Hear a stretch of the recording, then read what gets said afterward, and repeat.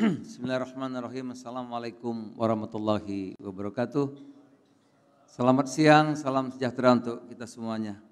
Pak Khairul yang saya hormati, kalau Pak CT udah manggil nggak berani kita nolak. Saya minta maaf mestinya tadi pagi, tetapi ya biasalah kadang-kadang namanya pembantu Pak ya. Siap bos, nah kan kalau pembantu harus begitu. Teman-teman DPR yang hadir, Komisioner Pak Raden Pardede, ya. Saudara-saudara, saya akan coba singkat aja, tapi sudah merangkum semuanya.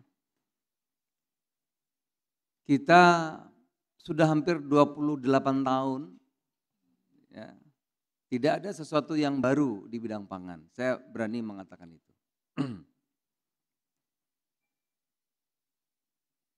Hampir sebagian besar kita melanjutkan apa yang dibangun Pak Harto.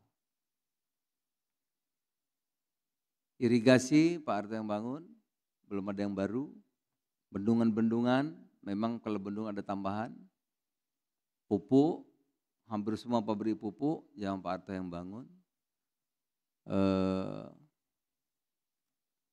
Bulog, sarana prasarana hampir semua Pak Harto yang bangun. Nah saudara, selama 28 tahun reformasi, Pak Habibie kita tahu sibuk ya. Hebat beliau, tapi pidatonya pertanggungjawabannya ditolak, akhirnya enggak maju lagi. Kemudian lanjut periode Gus Dur, Megawati yang menang, tapi yang jadi presiden Gus Dur pada waktu itu. Karena poros tengah 5 tahun terus gunjang ganjing, Gus Dur turun digantikan Megawati. Kemudian 10 tahun Pak SBY pemilihan langsung, tapi kita masih surplus demokrasi pada waktu itu luar biasa, kebebasan. Ya. Baru kita agak tenang jangan Pak Jokowi, tetapi fokusnya adalah infrastruktur. Nah baru Pak Prabowo lah ya, yang menjadikan pangan menjadi prioritas utama baru. Saudara-saudara, karena saya ini udah pembicara yang keberapa ya, udah banyak saya kira, jadi saya akan coba pendek saja biar nggak ngantuk. Pak Prabowo meminta kita menteri khususnya di bidang pangan, maka dibentuklah Menteri Koordinator Bidang Pangan, agar selama-lambatnya 2029 kita swasembada. Belum bekerja maju jadi 2028, belum bekerja maju lagi 2027. Ya. Nah, ini bahkan maju lagi, beliau meminta 2026. Ya. Bisa apa tidak? Saya bilang bisa. Bisa. Kita swasembada pangan dalam tempo yang secepat-cepatnya. Tantangan dalam penyediaannya sumber pangan itu antara lain halaman 7, ya. Perubahan iklim, tahun lalu kita shortage, tahun lalu kita impor beras hampir 4 juta, tahun lalu impor beras. Kita impor garam hampir 3 juta, kita impor jagung 2,8 juta tahun lalu. Kalau tahun lalu kan artinya baru 2 bulan. Kondisi perekonomian termasuk nilai tukar, gejolak harga pangan, bencana alam, perkembangan teknologi. Jadi kalau kita dibandingkan dengan Thailand dan Vietnam saja, kita sudah ketinggalan jauh.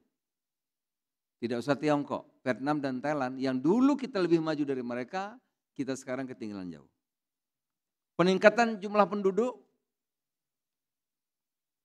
sebagai negara yang archipelago, ya, kepulauan, itu faktor distribusi juga akan sangat menentukan, kemudian alih fungsi lahan.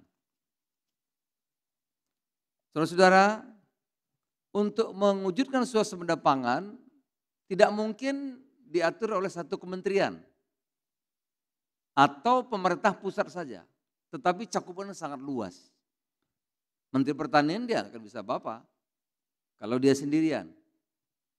Ini kita lihat gambar seperti ini, ada Kementan, ada ngurusi pangan sekarang namanya Bapanas, Badan Pangan Nasional, yang menugaskan kalau perlu impor atau tidak kepada BUMN namanya Bapanas, Badan Pangan Nasional. Stok pangan ada di Bapanas, menentukan harga beras berapa, harga gula berapa ada di Bapanas. Ada Bulog, kalau Bulog tidak mengambil langkah-langkah maka panen harganya tidak terkendali, murah, maka besok masyarakat tidak tanam lagi. Jadi Bulog akan menentukan. BUMN pangan, ada ID Food, ada Rejawali, banyak. Ya. Belum pupuk, saudara-saudara. Jadi banyak sekali instansi yang terlibat. Ada kawasan, ada perizinan, ada irigasi. Irigasi sama dengan jalan, ada jalan kabupaten, ada jalan provinsi, ada jalan negara. Irigasi juga begitu. 1.000 hektar itu tugas bupati, 3.000 tugas provinsi, yang primer baru tugas pusat. Ada peran perguruan tinggi, peran TNI Polri, pemerintah daerah, tentu akan sangat menentukan. Regulasi ekspor dan impor ini juga akan sangat mempengaruhi. Kelautan, karena pangan dalam arti luas tidak hanya karbohidrat tapi juga protein.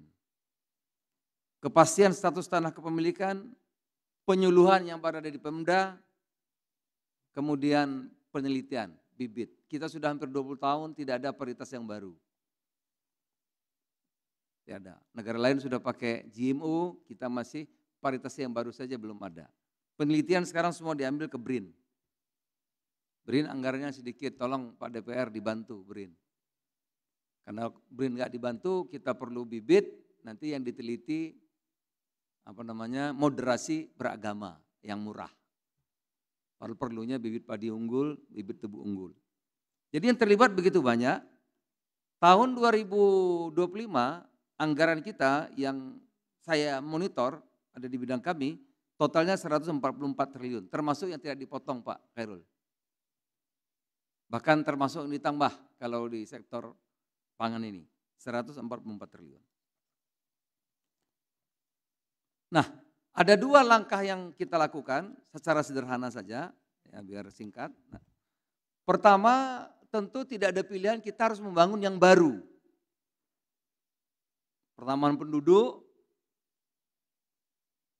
Jawa yang over kapasitas, Jawa itu mestinya 80 juta, penduduknya sudah 160 juta, Jawa. Oleh karena itu sebagian daerah sudah di bawah permukaan laut, alih fungsi lahan yang cepat sekali di Pulau Jawa. Ya. Lahan-lahan pertanian berubah menjadi industri, menjadi perumahan dan lain-lain.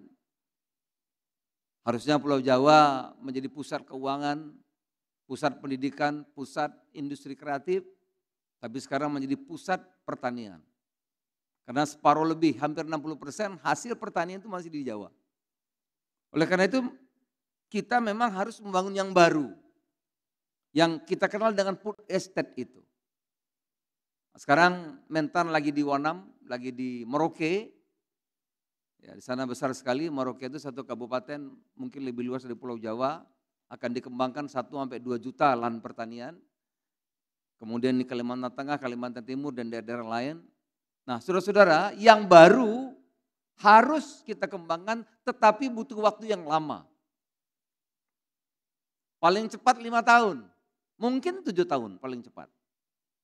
Jadi untuk membangun baru memang harus kita lakukan tapi waktunya lama. 5-7 tahun. Irigasinya, jalannya, bangun sawahnya, pH tanahnya, orangnya dan seterusnya dan seterusnya. Nah yang kedua yang kita lakukan adalah optimalisasi yang ada sekarang, yang existing. Kami sudah lihat, kami pelajari, kita mulai dulu lihat berapa sebetulnya luas pertanian kita, minimal untuk padi dulu. Karena padi dan jagung diminta tahun depan tidak impor lagi. Bukan tahun depan ini tahun ini maksudnya. Tahun ini tidak impor lagi.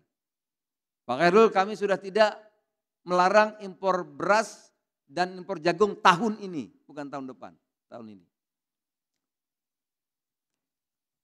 Setelah kita lihat, saudara-saudara, ternyata luas existing sawah kita itu 7,4 juta. Coba halaman berapa itu ya? Luas sawah. Sebelumnya ya, sebelumnya. 7,4 juta. Nah ini luas sawah kita Pak. Tetapi luas panennya 10 juta rata-rata. Nah, halaman berikut yang tadi. Coba lihat. Ini. Rata-rata luas panen 10 juta, 10 juta, 10 juta, 10 juta, 10 juta, 10 juta. Produksi kita 54 rata-rata. 53 turun karena ada El Nino. Artinya, ini langsung kita bisa pelajari, artinya rata-rata sawah kita itu 1 kali panen. Sebagian 2 kali panen. Karena kalau dia 2 kali panen, 7,4 kali 2, dia hampir 15 juta. Padahal di sini kita lihat cuma 10 juta koma. Menghasilkan 54 juta gabah, setara 31 juta ton beras, setara. Ini. Oleh karena itu ini dulu Pak kami pelajari kenapa? Kela ketemu masalahnya, kita lihat. Oh rupanya yang satu kali panen itu mengandalkan curah hujan. Yang 2 kali panen itu irigasinya masih oke. Jadi selama 28 tahun tidak ada irigasi yang baru. Ya. Ada yang rusak, ada yang belum dibangun. Inilah yang menjadi fokus kita. Oleh karena itu kami rapat, minta ratas dengan Pak Presiden. Pak ini ada masalah irigasi. Irigasi kira-kira ada 2 juta hektar yang perlu kita perbaiki. Uangnya sudah ada di PU 22 triliun. Yang 22 triliun itu Pak tolong kita bintangkan dulu khusus untuk irigasi, jangan untuk jalan yang lain-lainnya. Sudah putus Pak. Jadi langkah pertama kita membangun irigasi. Begitu selesai rapat ada masalah. Karena irigasi itu dibagi seperti tadi.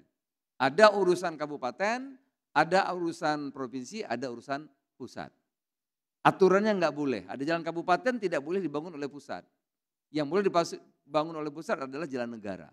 Sementara kabupaten tidak membangun irigasi. Yang dibangun jalan, walaupun di judulnya jalan menuju irigasi. Tapi ini bangun jalan, bukan irigasinya Pak. Nah oleh karena itu mesti ada payung hukum, kami segera merumuskan, lahirlah impres, sudah jadi Pak. Impresnya sudah jadi, impres mengenai irigasi. Jadi di mana irigasi yang tidak bisa dibangun oleh bupati dan gubernur, karena 1.000 hektar sawah itu bupati, 3.000 hektar oleh gubernur, yang primer baru ke pusat. Nah sekarang mau 1.000, mau 2.000, mau 3.000, kalau bupati gubernur tidak bangun kita bisa bangun. Dengan harapan Pak, kalau 2 juta ini bisa kita bangun irigasinya, maka akan ada penambahan 2 juta hektar yang menjadi 2 kali panen. Tadinya sekali panen jadi 2 kali panen. Kalau rata-rata 5 ton saja 1 hektar, tambah 1 kali panen kali 2 juta, maka kita akan menambah 10 juta ton gabah. Jadi setara beras, total produksi kita bisa menjadi kira-kira 33 juta. 33 juta sampai 34 juta produksi kita tahun. Kebutuhan kita rata-rata 31, ya. Oleh karena itu kami yakin, kami pede, kami percaya diri, tahun ini kita tidak impor beras lagi. Ini nomor 1 yang kami lakukan, yang kita sebut optimalisasi. Yang kedua, saudara-saudara, kami lakukan adalah harus diatur. Presiden mengatakan usaha dulu, ikhtiar dulu, jangan dikit-dikit impor. Karena saya ini mantan Menteri Perdagangan. Dulu dicapnya tukang impor Pak. Padahal yang memutuskan impor itu bukan Mendak. Yang memutuskannya itu Menko. Nah sekarang saya Menkonya. Udah, saya ngatur. Dulu saya diatur orang, ya kan? Itu. Kata Presiden, usaha dulu, ikhtiar dulu. Ini belum usaha sudah perlu impor sekian, perlu impor sekian, perlu impor sekian. Nah kita enggak, kita balik. Saudara kami ikhtiar dulu. Perbaiki irigasi dan lain-lain, kita larang dulu sudah. Kita larang tidak impor beras, kita sudah putuskan dalam rapat tidak boleh impor jagung, tidak boleh impor garam, ya.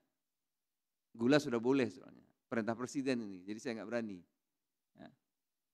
Ada 3 komoditas itu, kita usaha dulu, yang pertama tadi mengenai irigasi, apa selesai? Belum Pak, masih ada masalah. Apa? Yang kedua pupuk, jadi begitu luas soal pertanian ini, pupuk ini Pak diurus oleh BUMN. Coba mana? Nah ini pupuk. Ini bukan pertanian yang urus pupuk. Pupuk diurus oleh BUMN, diurus oleh berapa itu? Ada 12 aturan lebih, 12 lembaga. Aturannya mungkin bisa 50-an aturan pupuk. Oleh karena itu pupuk ini selalu sampai di petani kalau panen. Jadi panen baru sampai bertahun-tahun Pak. Enggak beres-beres, bertahun-tahun. Kadang-kadang rumus kita itu kalau bisa dipersulit, kenapa dipermudah katanya itu. Ini bertahun-tahun Pak, enggak selesai-selesai. Ya. Kami melakukan rapat cepat, ya. Ada 4, 5, 6 kali kami mengadakan rapat atas, selesai. Ini kita pangkas semua yang panjang ini. Udah selesai, perpresnya sudah ada, tinggal 2 institusi. 1 Kementan, langsung Pupuk Indonesia, langsung kepada pengecer, kios, dan seterusnya, dan seterusnya. Jadi jelas yang bertanggung jawab. Langsung Pak, dipotong. Oleh karena itu per Januari awal, sebelum musim tanam, dijamin pupuk sudah ada. Begitu musim tanam pupuk tidak ada di tempat, lapor. 1 hari pejabat pupuk di kabupaten ganti. Gak pakai nunggu bulan Pak, 1 hari. Kalau di laporan masuk, musim tanam pupuk tidak ada, maka penanggung jawab pupuk Indonesia yang di kabupaten langsung ditukar. Jadi jelas penanggung jawabnya. Ini kami sudah selesaikan. Jadi pupuk bisa meningkatkan produktivitas. Masih banyak lagi yang kami lakukan, juga tadi neraca komoditas harus diatur kan. Impor ekspor ya, kalau kita mau swasembada tapi impornya banjir terus, rakyat suruh tanam jagung, impornya masuk terus, harganya hancur ya, tidak akan mungkin swasembada pangan. Oleh karena itu neraca komoditas sudah diserahkan kepada Kemenko Pangan, sekarang kami yang menentukan untuk mengenai neraca komoditas di bidang pangan sudah selesai Pak. Ini juga sudah selesai. Nah yang terakhir mengenai penyuluh, itu penting sekali. Karena penyuluh di daerah sebagian besar dipergunakan jadi administrasi, jadi ajudan, ada yang jadi supir. Oleh karena itu penyuluh juga sekarang diambil alih oleh pusat dan jumlahnya akan ditambah, perpresnya juga sudah selesai. Bapak Ibu sekalian saya hormati, coba halaman 32. 32 ya kalau nggak salah. Januari, Februari Pak, kita sudah naik.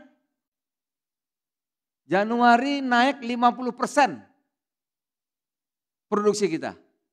Gak ada tepuk tangan nih. Kerjanya siang malam, pelit memang ya kalau orang Indonesia itu kalau ngatain cepet Pak. Kalau muji itu pelit. Januari kita sudah naik meningkat produksi 50%. Kemudian Januari, Februari meningkat 50%, Maret 49%. Ini bukan kata saya Pak, kata BPS. Karena kita sekarang satu data. Kalau dulu kan pertanian lain, perdagangan lain, lain-lain semua. Sekarang enggak, satu data BPS. Itu Pak. Ya. Jadi produksi kita naik, jadi kita percaya diri kita. Bahwa tahun ini tidak akan impor lagi. Karena lihat trennya naiknya 50%, Januari 50%, Februari, Maret 49%. Gitu. Apa sudah selesai? Belum Pak. Belum. Ada kunci yang paling penting, ya. Kalau kita tanya petani, semua kita selesaikan, irigasi kita bangun, pupuk kita bereskan, kur sekarang besar sekali. Kalau saya nggak salah 300 triliun itu akan difokuskan untuk pertanian, Pak. Kur, alat-alat pertanian, petani modern dan lain-lain ya, mekanisasi ya, dan seterusnya. Karena kita harus mengurangi food loss kan.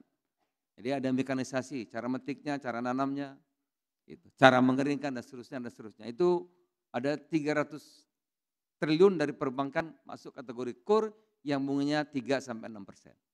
Nah, kalau semua kita sudah lengkapi, kita tanya petani kita, apa permintaan mereka? Cuma satu Pak. Permintaan mereka, tolong kalau kami panen, dibeli dengan harga yang untung. Karena selama ini 28 tahun apa yang terjadi, waktu tanam harga bagus, waktu panen harga turun. Selalu itu berulang-ulang.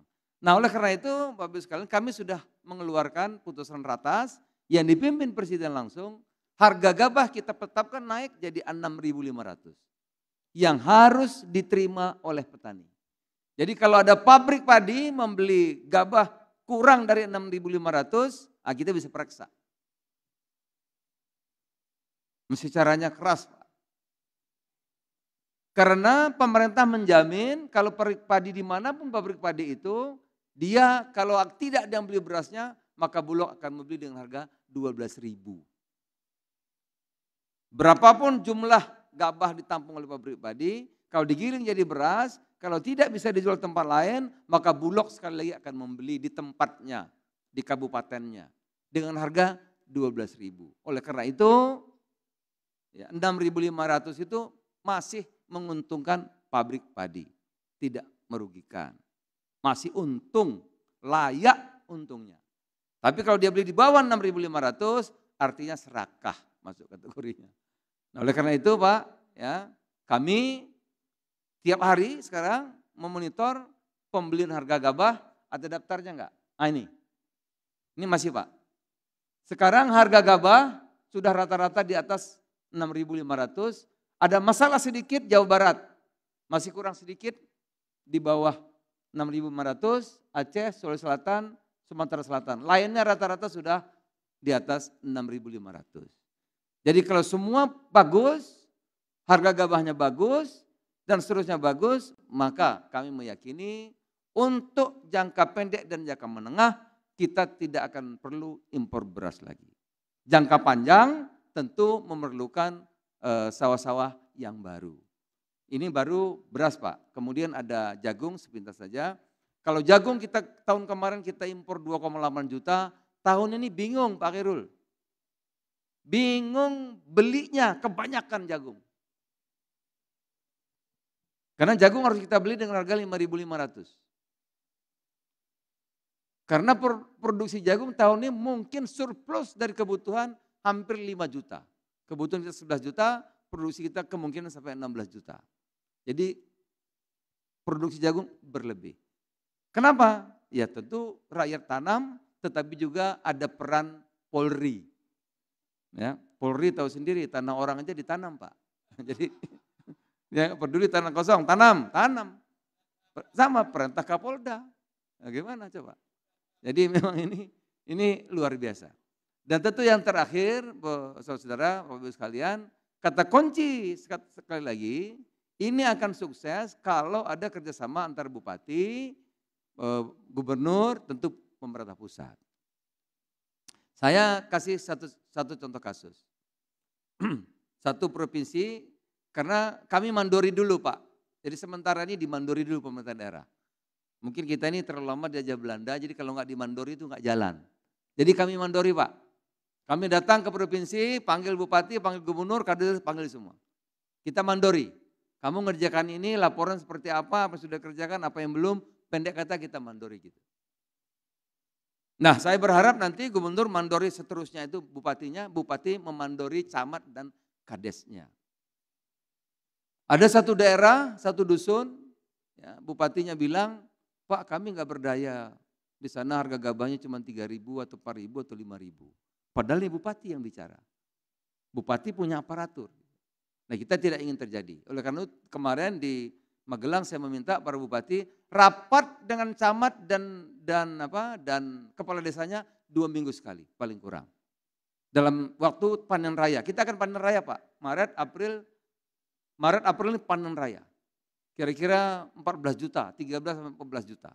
Kalau Maret April meleset Pak, sudah tahun depan kita akan gagal. Jadi kuncinya 2 bulan. Oleh karena itu setiap 2 minggu saya minta bupati rapat dengan camat dan kades memonitor setiap desa apa yang terjadi. Kalau panen harganya kurang 6.500, kita minta desa dan camat turun tangan. Ada dana desa Pak, ada badan usaha milik desa, ada duitnya. Jadi sebetulnya kita ini asal kita mau dan kita mau kerjasama, ya dengan syarat cinta kepada rakyat bisa. Itu. Jadi kata kunci sekali lagi adalah kerjasama mulai dari pemerintah daerah sampai pusat dan tentu teman-teman yang hadir di sini. Terima kasih. Selamat siang. Assalamualaikum warahmatullahi wabarakatuh.